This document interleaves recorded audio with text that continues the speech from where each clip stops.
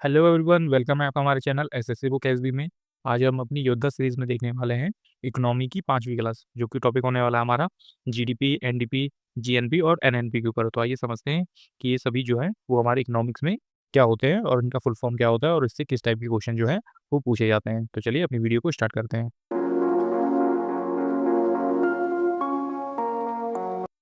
तो आइए समझते हैं कि जीडीपी जो है वो क्या होती है। जैसे आप ऊपर टॉपिक पे देख पा रहे होंगे, जीडीपी जीडीपी का फुल फॉर्म होता है ग्रॉस डोमेस्टिक प्रोडक्ट। तो आप इस चीज़ को याद रखें कि जीडीपी का जो फुल फॉर्म होता है वो ग्रॉस डोमेस्टिक प्रोडक्ट होता है, जिसे हिंदी में कहा जाता है सकल घरेलू उत्पाद, जिसे जीडीपी भी कहते हैं। और ये देखते हैं कि जीडीपी क्या होती है।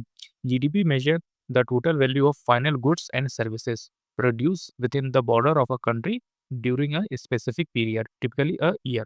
It includes the value of goods and services produced by the both domestic and foreign factors of production within a country. GDP represent the overall economics output of a nation. तो आप इस चीज़ को याद रखेंगे कि जीडीपी जो है, जो हम सकल घरेलू उत्पाद के नाम से जानते हैं, वो क्या होता है कि जीडीपी जो है वो एक निश्चित समय अवधि, आमतौर पर जो एक वर्ष के दौरान देश की सीमा के भीतर उत्पादित सभी अंतिम वस्तुओं और सेवाओं के कुल मूल्यों को नापता है।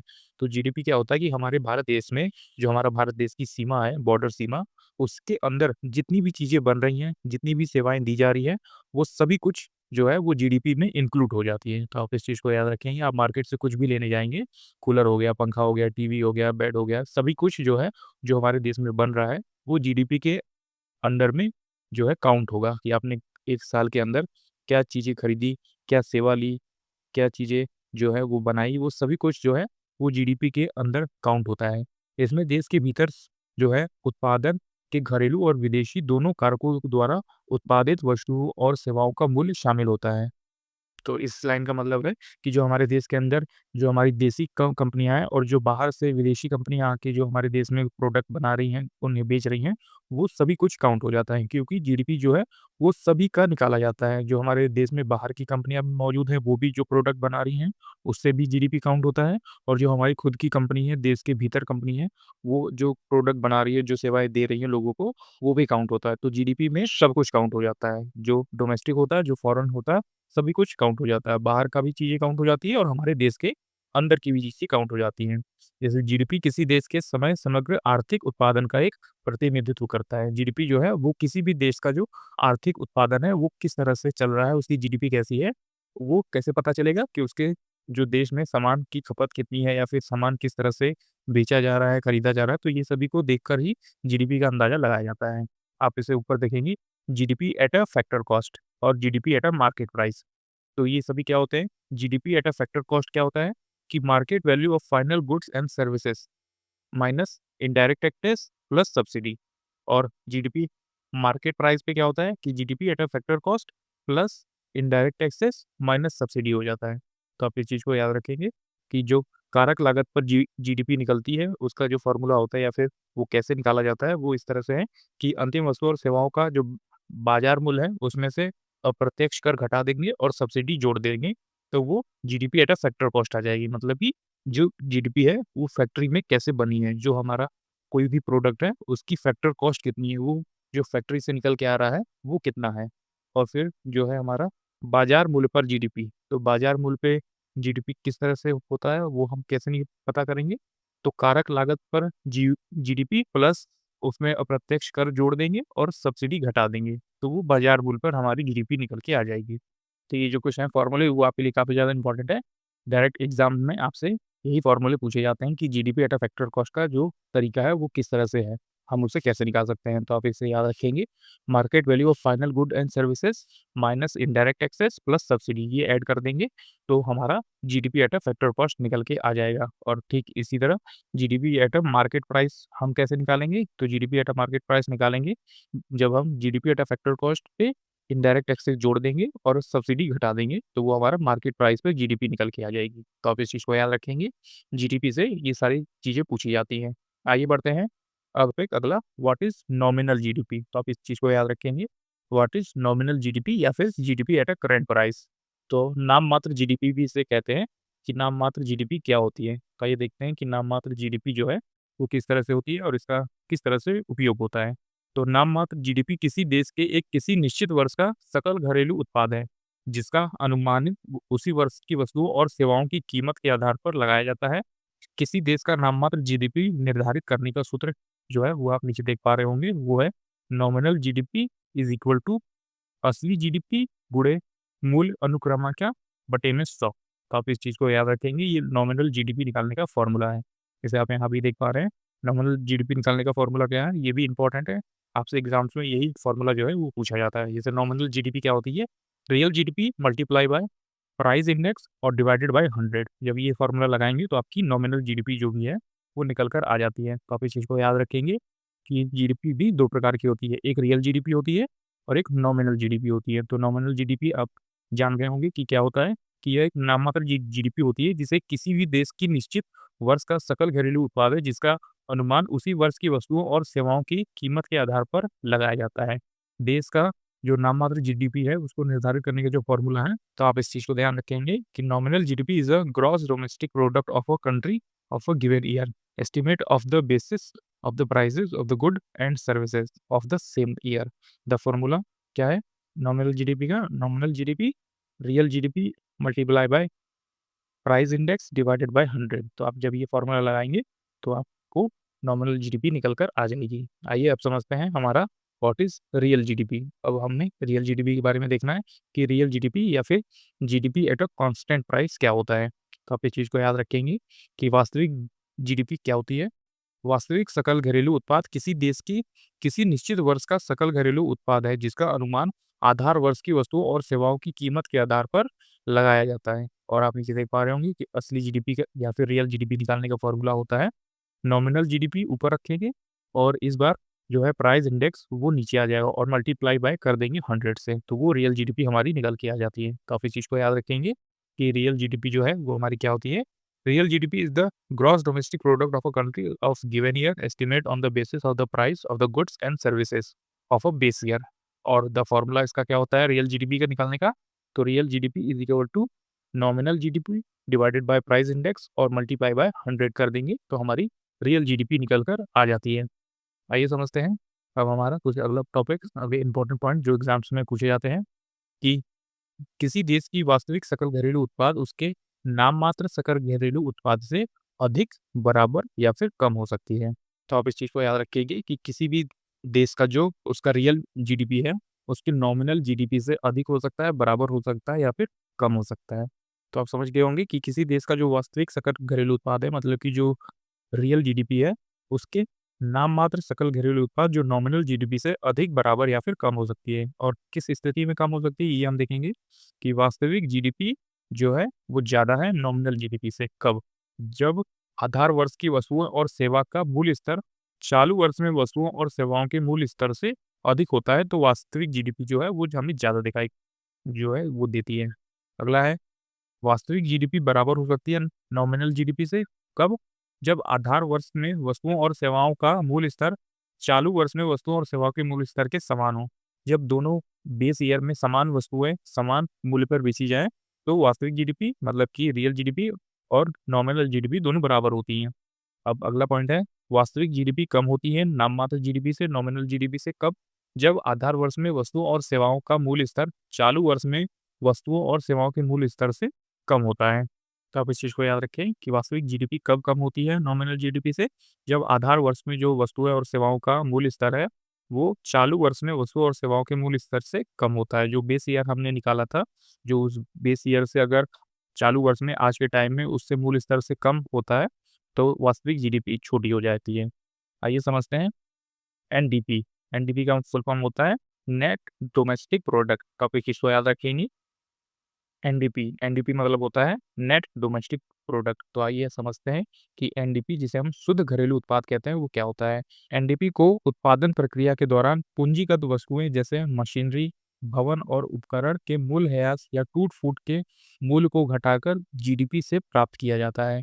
एनडीपी मूल्यह्रास, पूंजी प्रतिस्थापन या नवीनीकरण के लिए लेखांकन के बाद अर्थव्यवस्था द्वारा जोड़े गए शुद्ध मूल्य का एक माप प्रदान करता है। तो आप इस चीज़ को याद रखें कि एनडीपी जो है हमारा क्या होता है, तो जो जीडीपी होती है हमारी, उसमें से आप डिप्रिसिएशन घटा देंगे, मूल्यह्रास घटा देंगे, तो आपको एनडीपी प्राप्त हो जाएगी। सिंपल तरीके से आप ऐसे याद रख सकते हैं कि जीडीपी में से जो चीज़ें खराब हो गई हैं, जो चीज़ें हमारे काम की नहीं हैं, जो हम लोगों को वापस नहीं दे पाएँगे या फिर जो यूज़ में नहीं है, उसे घटा दिया जाता है, तो हमारा एनडीपी निकल के आ जाता है, नेट डोमेस्टिक प्रोडक्ट, कि हमारे पास इतना ही चीज़ें हैं, जो हम लोगों को दे सकते हैं, उनसे सेवाएँ ले सकते हैं। इसके अलावा और कुछ जो था वो हमारा खराब हो गया है या फिर टूट-फूट गया है। तो इस तरह से आप ये याद रखेंगे कि जीडीपी में से जो है डिप्रिसिएशन घटा देंगे, मूल्यह्रास घटा देंगे या फिर कुछ ऐसी वस्तुएँ घटा देंगी जो खराब हो गई है, तो हमारा नेट डोमेस्टिक प्रोडक्ट निकल के आ जाता है। अब समझते हैं NDP at a factor cost. तो एनडीपी फैक्टर कॉस्ट पे भी होता है और एनडीपी होता है मार्केट प्राइस पे भी। तो फैक्टर कॉस्ट पे क्या एनडीपी होगा हमारा कि जब GDP at a factor cost में से डिप्रिसिएशन घटा देंगे तो एनडीपी फैक्टर कॉस्ट पे आ जाएगा। अब इसी तरह एनडीपी मार्केट प्राइस पे कैसे निकलेंगे? तो GDP at a market price पे डिप्रिसिएशन घटा देंगे तो एनडीपी मार्केट प्राइस पे आ जाएगी।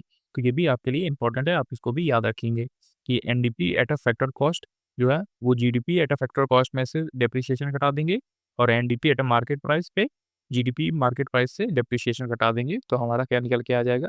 ये निकल के आ जाएगा NDP at a market price. तो ये भी फॉर्मूले आपके लिए काफ़ी ज़्यादा इंपॉर्टेंट है, यहाँ से भी एग्जाम्पल में क्वेश्चन पूछे जाते हैं, तो आप इस चीज़ को याद रखेंगे कि NDP at a factor cost कैसे निकालेंगे? GDP at a factor cost में से डिप्रिसिएशन घटा देंगे और NDP at a market price कैसे निकालेंगे? तो GDP at a market price में से डिप्रिसिएशन घटा देंगे, तो आ जाएगा हमारा। आइए बढ़ते हैं अब अपने अगले टॉपिक की तरफ। जीएनपी, जीएनपी का फुल फॉर्म होता है ग्रॉस नेशनल प्रोडक्ट। तो आप इस चीज़ को याद रखेंगे कि जीएनपी का फुल फॉर्म होता है ग्रॉस नेशनल प्रोडक्ट, जिसे हम सकल राष्ट्रीय उत्पाद के नाम से भी जानते हैं। तो ये जानते हैं कि जीएनपी क्या होता है? जीएनपी किसी देश के देश निवासियों द्वारा किसी विशिष्ट अवधि के भीतर, चाहे वो कहीं भी रहते हों, उत्पादित सभी अंतिम वस्तुओं और सेवाओं के कुल मूल्य को मापता है। तो आप इस चीज़ को याद रखेंगे कि जीएनपी क्या है कि देश के निवासियों द्वारा किसी विशिष्ट अवधि के भीतर, जैसे कि भारत में जितने भी लोग हैं या फिर वो भारत से कहीं निकल कर कहीं और जाकर पैसे कमा रहे हैं, उन सभी को ऐड कर लेता है कि आपने बाहर जाके इतने पैसे कमाए, तो वो भी हमारे जीडीपी मतलब कि वो भी हमारे जीएनपी में काउंट होगा। तो आप इस चीज़ को याद रखेंगे कि जीएनपी जो है किसी देश का निवासियों द्वारा किसी विशिष्ट अवधि में, किसी विशिष्ट टाइम पीरियड में, स्पेशल टाइम पीरियड में जो है वो कहीं भी रहते हों, देश से बाहर रहते हो या फिर देश के आस-पास रहते हो, तो उन सभी को ऐड कर लेता है। उत्पादित सभी अंतिम वस्तुओं और सेवाओं के मूल्य को माप लेता है। इसमें वस्तुओं और सेवाओं के घरेलू उत्पादन के साथ-साथ देश के निवासियों द्वारा विदेश से अर्जित शुद्ध आय जैसे विदेशी निवेशों से उत्पन्न लाभ, मजदूरी और वेतन शामिल होता है। तो जीएनपी आप याद रखेंगे कि देश में आप कहीं भी काम कर रहे हो या फिर देश के बाहर आप कहीं भी काम कर रहे हो, तो वहाँ भी आपकी जो अर्जित शुद्ध वैल्यू है, जो आपने पैसे कमाए हैं, वो भी हमारे जीएनपी में काउंट होगा। तो यही होता है जीएनपी कि आप देश में हैं या फिर देश से बाहर हैं, कुछ भी पैसे कमा रहे हैं, तो वो हमें जानकारी होनी चाहिए और आपके पास जो भी पैसे हैं, वो हमारे जीएनपी में काउंट होगा और यहीं से आता है GNP at a factor cost. तो GNP at a factor cost में से हम समझते हैं कि इसको कैसे निकाला जाएगा। तो GDP at a factor cost में से क्या जोड़ेंगे? नेट इनकम फ्रॉम अब्रॉड, जो हमारे बाहर लोग गए हैं, वो कितना पैसा कमा रहे हैं, वो भी हम इसपे GDP at a factor cost पे जोड़ेंगे और डेप्रिसिएशन घटा देंगे, तो हमारा जीएनपी निकल कर आ जाएगा फैक्टर कॉस्ट पे। इसी तरह है हमारा GNP at a market price. तो GNP at a market price पे क्या करेंगे? GNP at a factor cost जोड़ेंगे, उसमें इनडायरेक्ट टैक्सेस जोड़ेंगे और सब्सिडीज़ घटा देंगे। तो इस पे निकल के आएगा हमारा मार्केट प्राइस। तो आप इस चीज़ को याद रखेंगे, ये भी इम्पोर्टेंट है आपके लिए कि GNP at a factor cost किस तरह निकाला जाता है या फिर GNP at a market price पे किस तरह जीएनपी निकाला जाता है। ये भी इम्पोर्टेंट है, आपसे एग्ज़ाम्स में इससे भी क्वेश्चन पूछे जाते हैं। तो आप इस चीज़ को याद रखेंगे कि GNP at a factor cost कैसे निकाला जाता है। फैक्टर कॉस्ट जीडीपी पे नेट इनकम फ्रॉम अब्रॉड, जो बाहर से ये लोग पैसे कमा रहे हैं, उसको जोड़ेंगे और डेप्रिसिएशन घटा देंगे, तो हमारा जीएनपी फैक्टर कॉस्ट पे आ जाएगा। और जीएनपी मार्केट प्राइस पे कैसे आएगा? जो जीएनपी फैक्टर कॉस्ट है, उस पे इनडायरेक्ट टैक्सेस जोड़ेंगे और सब्सिडी घटा देंगे, तो हमारा जीएनपी मार्केट प्राइस पे आ जाएगा। आइए अब समझते हैं हमारा एनएनपी। तो एनएनपी क्या होता है हमारा? इसका फुल फॉर्म हम देखेंगे नेट नेशनल प्रोडक्ट। तो एनएनपी का मतलब होता है नेट नेशनल प्रोडक्ट, शुद्ध राष्ट्रीय उत्पाद। तो आप इस चीज़ को याद रखें कि एनएनपी का मतलब होता है नेट नेशनल प्रोडक्ट या फिर शुद्ध राष्ट्रीय उत्पाद। एनएनपी को जीएनपी के मूल्यह्रास से मूल्य घटाकर प्राप्त किया जाता है। तो आप इस चीज़ को याद रखेंगे कि एनएनपी को किस तरह से प्राप्त किया जाता है? जीएनपी के मूल्यह्रास के मूल्य को घटाकर प्राप्त किया जाता है। मतलब जीएनपी से मूल्यह्रास घटा देंगे तो एनएनपी निकल के आ जाएगी। मतलब जीएनपी माइनस डिप्रिसिएशन करेंगे तो हमारा एनएनपी निकल कर आ जाएगा। एनडीपी की तरह एनएनपी पूंजीगत वस्तुओं और मूल्यह्रास के लिए लेखांकन बाद अर्थव्यवस्था जोड़े गए शुद्ध मूल्य को प्रतिनिधित्व करता है। यह देश की शुद्ध आय और उत्पादन का एक माप प्रदान करता है। तो आप इस चीज़ को याद रखेंगे कि एनएनपी भी इसी तरह काम करता है हमारा, कि ये शुद्ध राष्ट्रीय उत्पाद को बताता है कि हमारे देश में शुद्ध राष्ट्रीय उत्पाद कितना है, जो कि डेप्रिसिएशन को घटाकर ही शुद्ध राष्ट्रीय उत्पाद निकाला जाता है। तो एनएनपी भी इसी तरह निकाला जाएगा। अब एनएनसी समझते हैं एट अ फैक्टर कॉस्ट पे। तो एनएनपी फैक्टर कॉस्ट क्या होता है हमारा? तो एनएनपी का फैक्टर कॉस्ट होता है कि जीएनपी एट फैक्टर कॉस्ट में से डेप्रिसिएशन घटा देंगे, तो हमारा क्या निकल के आ जाएगा? एनएनपी निकल के आ जाएगा। इसी तरह है NNP eight a market price क्या होता है? NNP eight a factor cost में इनडायरेक्ट टैक्सेस जोड़ेंगे और सब्सिडीज घटा देंगे, तो एनएनपी मार्केट प्राइस पे निकल के आ जाएगा। ये भी इम्पोर्टेंट है आपके लिए, ये भी आप याद रखेंगे। ये काफ़ी ज़्यादा इम्पोर्टेंट फ़ॉर्मूले हैं जो आपसे एग्ज़ाम में डायरेक्टली पूछे जाते हैं। तो ये आपको ज़रूर याद होने चाहिए। ये सभी इम्पोर्टेंट फ़ॉर्मूले हैं, आप इनको ज़रूर याद रखेंगे। यही एग्ज़ाम्स में आपसे पूछे जाते हैं। जैसे एनएनपी निकालने का जो फ़ॉर्मूला है या फिर एनएनपी फैक्टर कॉस्ट पे कैसे कैलकुलेट होता है, ये सभी आपसे वही एग्ज़ाम्स में पूछे जाते हैं। एनएनपी फैक्टर कॉस्ट कैसे निकालेंगे? जो है जीएनपी एक फैक्टर कॉस्ट में से डेप्रिसिएशन घटा देंगे। और एनएनपी मार्केट प्राइस कैसे निकालेंगे? तो एनएनपी फैक्टर कॉस्ट में से इनडायरेक्ट टैक्सेस जोड़ते हैं और सब्सिडीज़ घटा देते हैं। तो मार्केट प्राइस पे हमारा एनएनपी निकल के आ जाता है। और फैक्टर कॉस्ट पे एनएनपी कैसे निकलेगा? GNP at a factor cost में से डेप्रिसिएशन मूल्यह्रास घटा देंगे, तो हमारा एनएनपी निकल के आ जाएगा। आइए समझते हैं अब जीडीपी डिफ्लेटर। तो जीडीपी डिफ्लेटर हमारा क्या होता है? ये भी काफ़ी ज़्यादा इम्पोर्टेंट है और आपके एग्ज़ाम में यहाँ से भी क्वेश्चन पूछे जाते हैं। तो जीडीपी डिफ्लेटर क्या होता है? आइए समझते हैं।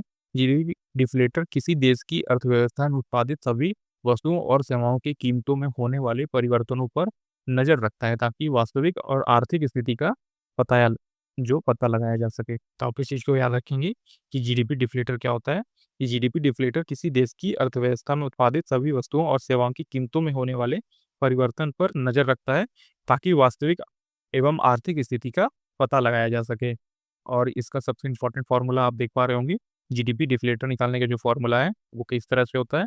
जीडीपी डिफ्लेटर बराबर है nominal GDP divided by real GDP multiply by 100। तो ये है हमारा जीडीपी डिफ्लेटर का फ़ॉर्मूला। काफ़ी ज़्यादा इम्पोर्टेंट फ़ॉर्मूला है।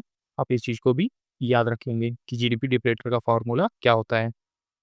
आइए अब बढ़ते हैं अपने क्वेश्चन आंसर की तरफ, जो कि एसएससी के डिफरेंट एग्ज़ाम्स में पूछे गए हैं। तो यहाँ से हमारा क्वेश्चन शुरू होता है, जो कि पहला क्वेश्चन है हमारा, निम्नलिखित में से कौन-सा विकल्प सत्य है? मतलब कौन-सा विकल्प सही है? तो नंबर ए राइट आंसर हो जाएगा कि सकल घरेलू उत्पाद में से मूल्यह्रास मतलब कि डेप्रिसिएशन घटा देंगे, तो निव्वल घरेलू उत्पाद मतलब कि एनडीपी निकल कर आ जाएगी। तो आप इस चीज़ को याद रखेंगे कि सकल घरेलू उत्पाद में से जो है मूल्यह्रास घटा देंगे, तो निव्वल घरेलू उत्पाद मतलब एनडीपी निकल कर आ जाएगी। GDP minus depreciation is equal to NDP हो जाएगा। तो आप इस चीज़ को याद रखें। जैसे आप नीचे देख पा रहे होंगे कि जो है हमारा सकल घरेलू उत्पाद में से उस देश के मूल्यह्रास डिप्रिसिएशन को घटाने पर हमें नेट डोमेस्टिक प्रोडक्ट प्राप्त होता है।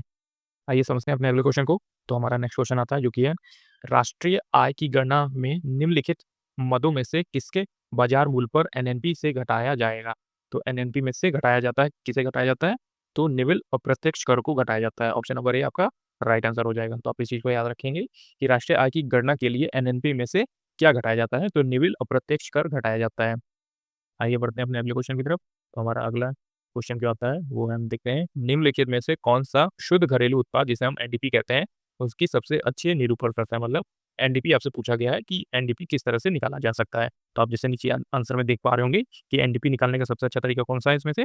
तो जीडीपी में से मूल्यह्रास माइनस कर देंगे, तो हमारा एनडीपी निकल के आ जाएगा। तो आप इस चीज़ को याद रखेंगे कि हमारे देश में जो भी जीडीपी चल रही है, उसमें से हमारी खराब चीज़ें निकाल दें, तो हम नेट डोमेस्टिक प्रोडक्ट पे आ जाते हैं। तो आप इस चीज़ को याद रखेंगे कि जीडीपी में से डेप्रिसिएशन घटा देंगे, तो हमारा क्या आ जाएगा? एनडीपी निकल कर आ जाएगा। तो आप इस चीज़ को याद रखेंगे कि हमारा एनडीपी निकल कर आ जाएगा। तो जीडीपी माइनस मूल्यह्रास करेंगे, तो हमारा एनडीपी निकल कर आ जाएगा। आइए बढ़ते हैं अपने अगले क्वेश्चन की तरफ। तो हमारा अगला क्वेश्चन आता है, जो कि है 1950 से 51 के बीच सकल घरेलू उत्पाद में औद्योगिक क्षेत्र का योगदान लगभग कितना प्रतिशत था? तो इसमें आपसे पूछा गया है कि 1950s के टाइम पीरियड में जो सकल घरेलू उत्पाद में औद्योगिक क्षेत्र है, उसका योगदान लगभग कितना परसेंट था? तो ये परसेंट था हमारा लगभग 11.8% था। तो ऑप्शन नंबर ए आपका राइट आंसर हो जाएगा कि 1950s के दौरान जो है सकल घरेलू उत्पाद में औद्योगिक क्षेत्र का योगदान 11.8% था। जैसे आप नीचे देख पा रहे होंगे कि 1950s के आसपास में जो सकल घरेलू जीडीपी में औद्योगिक क्षेत्र का योगदान था, वो 11.8 समथिंग था। और इसी तरह 2022-23 के अनुसार जो है जीडीपी में योगदान कितना था। सेवा क्षेत्र का आप याद रखेंगे, ये कितना था 53.66%। इसी तरह है औद्योगिक क्षेत्र का 29.02%। फिर कृषि क्षेत्र का है हमारा 70.32% है। तो इस तरह से आप याद रखेंगे कि यही आंकड़ा जो है इस समय 24-25 के लिए भी थोड़ा-सा चेंज हो सकता है। बाकी जो बेस पॉइंट है, आप इसी चीज़ को ही याद रखेंगे कि सेवा क्षेत्र लगभग 50% के आस-पास है, औद्योगिक क्षेत्र लगभग 30% है और कृषि क्षेत्र भी है जो है वो 17-18% के लगभग हो सकता है। आगे बढ़ते हैं अब अपने अगले क्वेश्चन, जो कि है हमारा नेक्स्ट क्वेश्चन। सूची के पदों को सूची के पदों से मिलान कीजिए, मतलब कि आपसे रिलेटेड पूछा जा रहा है, मैचिंग से रिलेटेड क्वेश्चन पूछा जा रहा है। जैसे जीएनपी किससे रिलेटेड है, एनएनपी, जीडीपी और एनडीपी, ये सभी जो है वो किससे रिलेटेड हैं और कौन-सा ऑप्शन सही है। तो ऑप्शन नंबर ए आप देख पा रहे होंगे कि ऑप्शन नंबर ए हमारा एकदम से राइट आंसर हो जाएगा कि पहले का डी, दूसरे का ए, तीसरे का बी और चौथे का सी। तो चलिए इसको हम लोग मैच करते हैं। पहले का डी मतलब कि जीएनपी से पूछा गया है, तो जीएनपी क्या होती है हमारी? तो जीएनपी होती है जीडीपी प्लस विदेश से निवल कारक आय। तो जीडीपी में जो बाहर के लोग पैसे कमा रहे हैं, वो जोड़ देंगे तो हमारा जीएनपी निकल के आ जाएगा, ग्रॉस नेशनल प्रोडक्ट। तो ग्रॉस नेशनल प्रोडक्ट निकल के आ जाएगा हमारा कि हमारे देश में जो देशवासी पैसे कमा रहे हैं, वो कितना टोटल पैसे कमा रहे हैं। इसी तरह है एनएनपी, तो एनएनपी क्या है हमारा? एनएनपी हो जाएगा जीएनपी में से मूल्यह्रास माइनस कर देंगे, तो हमारा एनएनपी निकल के आ जाएगा। अब जीडीपी क्या होती है हमारी? तो जीडीपी होती है जिसमें सब कुछ ऐड हो जाता है। जिसमें सी प्लस आई प्लस जी प्लस निवल निर्यात, मतलब कि जो देश में पैसा कमा रहे हैं, जो बाहर की कंपनी आके हमारे देश में पैसा कमा रही है और जो हमारे देशवासी बाहर जाके पैसा कमा रहे हैं, वो सब कुछ ऐड कर लेते हैं और उसी को जीडीपी बोला जाता है। और फिर इसी तरह एनडीपी आता है। एनडीपी क्या होता है कि जीडीपी में से हम मूल्यह्रास डेप्रिसिएशन घटा देंगे तो एनडीपी निकल के आ जाएगा, नेट डोमेस्टिक प्रोडक्ट। तो आप इस चीज़ को याद रखेंगे कि एनडीपी कब निकल के आएगा? जब हम जीडीपी में से डेप्रिसिएशन घटा देंगे। आइए बढ़ते हैं अपने अगले क्वेश्चन की तरफ। तो हमारा अगला क्वेश्चन आता है, जैसे आप ये भी देख पा रहे होंगे कि ये सभी क्या होता है? जीएनपी होता है जीडीपी प्लस विदेश से निवल कारक आय, एनएनपी होता है जीएनपी माइनस मूल्यह्रास, जीडीपी होता है सी प्लस आई प्लस जी। इसका मतलब यही होता है कि जो बाहर के पैसे कमा रहे हैं, जो हमारे देशवासी पैसे कमा रहे हैं और निवल निर्यात कितना हो रहा है, तो सबको जोड़कर जीडीपी निकाल लिया जाता है। फिर एनडीपी होता है जीडीपी में से मूल्यह्रास घटा देंगे तो एनडीपी निकल के आ जाएगी। तो इस तरह से भी आप याद रख सकते हैं। आइए बढ़ते हैं अपने अगले क्वेश्चन की तरफ। तो हमारा ये अगला नेक्स्ट क्वेश्चन आता है, इकोनॉमिक्स में अर्थशास्त्र में जीडीपी में अक्षर डी को प्रदर्शित करता है। तो इसमें आपसे पूछा गया है कि जो जीडीपी में डी का मतलब है वो क्या होता है? तो आप इस चीज़ को याद रखेंगे कि जीडीपी में जो डी का मतलब होता है वो डोमेस्टिक हो जाएगा। जैसे आप नीचे देख पा रहे हैं कि ग्रॉस डोमेस्टिक प्रोडक्ट, ग्रॉस मतलब होता है पूरा। तो इकोनॉमिक्स में टोटल को ग्रॉस कहते हैं। तो आप इस चीज़ को याद रखेंगे कि इकोनॉमिक्स के टर्म में जो टोटल है, टोटल को टोटल ना कह के ग्रॉस कहा जाता है और डोमेस्टिक मतलब घरेलू, जो हमारे भीतर है, मतलब कि हमारे देश के भीतर है। तो इसमें जीडीपी में डी का मतलब डोमेस्टिक हो जाएगा। ऑप्शन नंबर ए आपका राइट आंसर हो जाएगा। आइए बढ़ते हैं अपने अगले क्वेश्चन की तरफ। तो अगला क्वेश्चन है हमारा, वर्ष 2020-21 के लिए वार्षिक सकल घरेलू उत्पाद मौजूदा कीमत पर किसी क्षेत्र के माल निर्यात का कितना प्रतिशत हिस्सा अधिकतम था? तो ये उस टाइम के करंट अफेयर का क्वेश्चन है, तो आप चाहे तो इसे स्किप भी कर सकते हैं। जो ऑप्शन नंबर बी है, इंजीनियरिंग वस्तुओं का जो है प्रतिशत हिस्सा ज़्यादा था। आइए बढ़ते हैं अपने अगले क्वेश्चन की तरफ। तो हमारा नेक्स्ट क्वेश्चन आता है, हमारा नेक्स्ट क्वेश्चन है, शुद्ध राष्ट्रीय उत्पाद जिसे हम नेट नेशनल प्रोडक्ट कहते हैं, वो क्या होता है? तो नेट नेशनल प्रोडक्ट, आप इस चीज़ को याद रखेंगे कि वो क्या होता है। तो नेट नेशनल प्रोडक्ट होता है सकल राष्ट्रीय उत्पाद और मूल्यह्रास का अंतर जो है शुद्ध राष्ट्रीय उत्पाद होता है। तो आप इस चीज़ को याद रखेंगे कि नेट नेशनल प्रोडक्ट एनएनपी कैसे निकाला जाता है? सकल राष्ट्रीय उत्पाद और मूल्यह्रास का अंतर, मतलब कि सकल राष्ट्रीय उत्पाद में से मूल्यह्रास घटा देंगे तो हमारा एनएनपी निकल के आ जाएगा। तो आप इस चीज़ को याद रखेंगे। आइए बढ़ते हैं अपने अगले क्वेश्चन की तरफ। जैसे आप इसमें नीचे देख पा रहे होंगे कि एनएनपी को सकल राष्ट्रीय उत्पाद जीएनपी के मूल्यह्रास से घटाकर प्राप्त किया जाता है। एनएनपी बराबर है जीएनपी माइनस डेप्रिसिएशन के। तो आप इस चीज़ को याद रखिएगा कि जीएनपी में से डेप्रिसिएशन घटा देंगे तो एनएनपी हमारा निकल के आ जाता है। अगला है नेक्स्ट क्वेश्चन हमारा, देखिए, निविल आर्थिक कल्याण एनईडब्ल्यू की गणना करते समय निम्नलिखित मदों में से किसे जीएनपी से घटाया जाता है? तो जीएनपी से किसे घटाया जाता है एनईडब्ल्यू के लिए? तो ये घटाया जाता है ऑप्शन नंबर डी, शहरी जीवन की भीड़ के समायोजन को। तो आप इस चीज़ को याद रखेंगे, एनईडब्ल्यू प्राप्त करने के लिए जीएनपी में से क्या घटाया जाता है? शहरी जीवन की भीड़ के समायोजन को घटा दिया जाता है। आइए बढ़ते हैं अपने अगले क्वेश्चन की तरफ। तो हमारा अगला क्वेश्चन है, एमपी पर जीएनपी में से डैश घटाने पर हमें एमपी पर जीडीपी प्राप्त होती है। तो आप इस चीज़ को याद रखें कि एमपी पर मार्केट प्राइस पर जो हम जीएनपी में से क्या घटाएँगे, तो हमें मार्केट प्राइस पर जीडीपी प्राप्त होगी। तो आप इस चीज़ को याद रखेंगे कि जो हम मार्केट प्राइस पे जीएनपी है, जीएनपी में से हम क्या घटाएँगे कि हमें मार्केट प्राइस पर जीएनपी प्राप्त होगी। तो विदेश से निवल कारक आय, तो जो विदेश से कमाने वाले लोग हैं, हम उनको घटा देंगे, तो हमें मार्केट प्राइस पे मार्केट प्राइस पे जीएनपी प्राप्त हो जाएगी। जैसे मैंने आपको ऊपर वाले एग्जांपल दिए थे, जो फॉर्मूला बताया था। तो GNP at a market price कैसे निकालेंगे? जब हम जीएनपी में से जो बाहर के विदेश के लोग हैं, उनके आय को घटा देंगे, तो हमारा जीएनपी निकल के आ जाएगा मार्केट प्राइस पे। आइए बढ़ते हैं अपने अगले क्वेश्चन की तरफ। हमारा नेक्स्ट क्वेश्चन आता है, ये कि है शुद्ध निवेश व मूल्यह्रास का योग निम्नलिखित में से क्या कहलाता है? तो शुद्ध निवेश व मूल्यह्रास का योग क्या कहलाता है? तो वो कहलाएगा हमारा सकल निवेश। तो आप इस चीज़ को याद रखेंगे कि शुद्ध निवेश व मूल्यह्रास का योग क्या कहलाता है? तो सकल निवेश कहलाएगा। आइए बढ़ते हैं अपने अगले क्वेश्चन की तरफ। तो हमारा नेक्स्ट क्वेश्चन आता है, जो कि है जीडीपी अपस्फीति कारक या फिर जीडीपी डिफ्लेटर क्या है? तो जैसा मैंने आपको बताया कि जीडीपी डिफ्लेटर क्या होता है, तो जीडीपी डिफ्लेटर होता है, ऊपर नॉमिनल जीडीपी रहती है और उसके डिवाइडेड में वास्तविक जीडीपी, और हम मल्टीप्लाई करेंगे 100 से। जैसा कि मैंने आपको जीडीपी डिफ्लेटर के फॉर्मूले में बताया था कि ऊपर नॉमिनल जीडीपी रहेगी डिवाइडेड बाय रियल जीडीपी और मल्टीप्लाई कर देंगे 100 से। तो ऑप्शन नंबर बी आपका राइट आंसर हो जाएगा। आइए बढ़ते हैं अपने अगले क्वेश्चन की तरफ। जैसे आप नीचे फॉर्मूला भी देख पा रहे होंगे कि जीडीपी डिफ्लेटर क्या होती है, नॉमिनल जीडीपी मतलब संकेतिक जीडीपी और रियल जीडीपी डिवाइडेड बाय 100। तो ये फॉर्मूला लगाएंगे तो हमारा जीडीपी डिफ्लेटर निकल के आ जाता है। इसी तरह हमारा नेक्स्ट क्वेश्चन है, जो कि हमारा 2022 के करंट अफेयर है कि 2022 की स्थिति के अनुसार भारत दुनिया का डैश सबसे बड़ी अर्थव्यवस्था है। नाम मात्र जीडीपी नॉमिनल जीडीपी द्वारा मापा गया। तो ये कब मापा गया? नॉमिनल जीडीपी से मापा गया 2022 में। तो कौन सा स्थान था? हमारा 5वां स्थान था। नॉमिनल जीडीपी दोस्तों क्या है कि हमेशा रियल जीडीपी से ज़्यादा निकल के आती है, और नॉमिनल जीडीपी का कोई फ़ायदा नहीं होता। उससे हमारे देश के जो रियल जीडीपी है, उसके बारे में बिल्कुल भी आइडिया नहीं लगता कि हमारे देश के हालात कैसे हैं। तो नॉमिनल जीडीपी आपको हमेशा ज़्यादा ही दिखाई देता है। तो इस तरह से आप याद रखेंगे कि नॉमिनल जीडीपी की वजह से जब 2022 में हमने मापा, तो 5वें स्थान पे ये निकल के आया। अगला है नेक्स्ट क्वेश्चन हमारा। तो नेक्स्ट क्वेश्चन देखते हैं, विभिन्न देशों को वर्गीकृत करने में विश्व बैंक द्वारा उपयोग किया जाने वाला मुख्य मापदंड निम्नलिखित में से कौन सा है? तो ये है प्रति व्यक्ति आय, पर कैपिटा इनकम। तो आप इस चीज़ को याद रखेंगे कि विभिन्न देशों को वर्गीकृत करने में विश्व बैंक द्वारा उपयोग किया जाने वाला मुख्य मापदंड निम्नलिखित में से कौन सा है? तो प्रति व्यक्ति आय है। अगला क्वेश्चन आता है हमारा। तो नेक्स्ट क्वेश्चन हम देखेंगे, इसमें आपसे पूछा गया है जीएवी अर्थव्यवस्था के किसी क्षेत्र, उद्योग या प्रखंड में उत्पादित वस्तुओं और मूल्य के माप को होता है, जिसे जीएवी का पूर्ण रूप स्वरूप क्या है? क्वेश्चन आपसे पूछा है कि जीएवी का फुल फॉर्म क्या होता है? तो जीएवी आप याद रखेंगे ग्रॉस वैल्यू एडेड। तो जीएवी का फुल फॉर्म होता है ग्रॉस वैल्यू एडेड। ये फुल फॉर्म काफी ज्यादा इंपॉर्टेंट है, आपसे डायरेक्टली एग्जाम्स में पूछे जाते हैं। तो ग्रॉस वैल्यू एडेड जीएवी हो जाएगा। और नीचे देखते हैं कि जीएवी निकाला कैसे जाएगा। तो जीएवी निकाला जाएगा जीडीपी प्लस उत्पादकों पर सब्सिडी माइनस उत्पादकों पर कर। तो ये फॉर्मूला लगाएंगे तो जीएवी निकल के आ जाएगा। तो आप इस चीज़ को याद रखेंगे कि क्रॉस वैल्यू एडेड कैसे प्राप्त होता है। तो जीडीपी में क्या जोड़ते हैं? सब्सिडी जोड़ते हैं और उत्पादन कर को घटा देते हैं। अगला नेक्स्ट क्वेश्चन आता है हमारा, जो कि है औसत आय डैश को भी कहा जाता है। तो आप इस चीज़ को याद रखेंगे, औसत आय किसे कहा जाता है? प्रति व्यक्ति आय को भी जो है औसत आय कहा जाता है। तो आपने याद रखा औसत आय क्या होता है? प्रति व्यक्ति आय को औसत आय कहा जाता है। तो आप इस चीज़ को याद रखेंगे कि प्रति व्यक्ति आय की गणना सर्वप्रथम दादा भाई नौरोजी ने 1867-68 में किया था। इसके अनुसार 1868 में प्रति व्यक्ति आय 20 रुपए थी, जबकि सन 2020 के बाद जो है वो प्रति व्यक्ति आय कितनी हो गई? तो 1,08,600 के करीब हो गई थी। तो आप इस चीज़ को याद रखेंगे कि औसत आय को प्रति व्यक्ति आय के नाम से भी जाना जाता है। आगे बढ़ने हैं अपने अगले क्वेश्चन की तरफ। तो अगला क्वेश्चन है हमारा कि जीएनपी का अर्थ क्या होता है? जीएनपी जो होती है हमारी, वो क्या होता है? उसका अर्थ क्या होता है?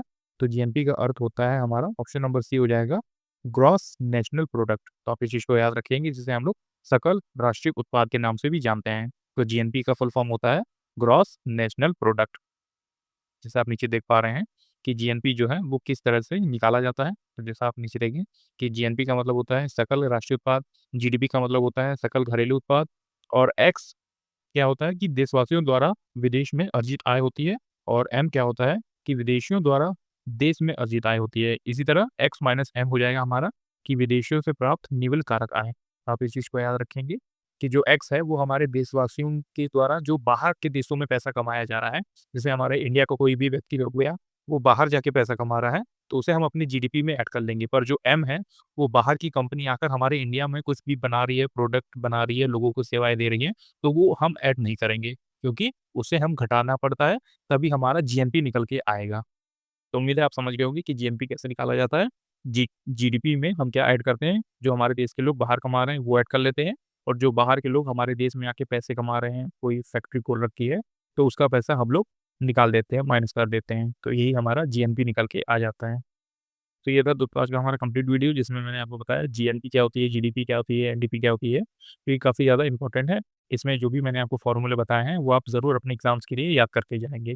इसी तरह की और सारी वीडियोज़ के लिए आप हमारे चैनल एसएससी बुक एचबी को भी सब्सक्राइब कर सकते हैं। वैसे ही यूज़फुल वीडियो लेके आते रहते हैं, जो आपके एग्ज़ाम टाइम में काफ़ी हेल्प करेगी। तब तक पढ़ते रहिए और हमेशा अपने लक्ष्य की तरफ आगे बढ़ते रहिए।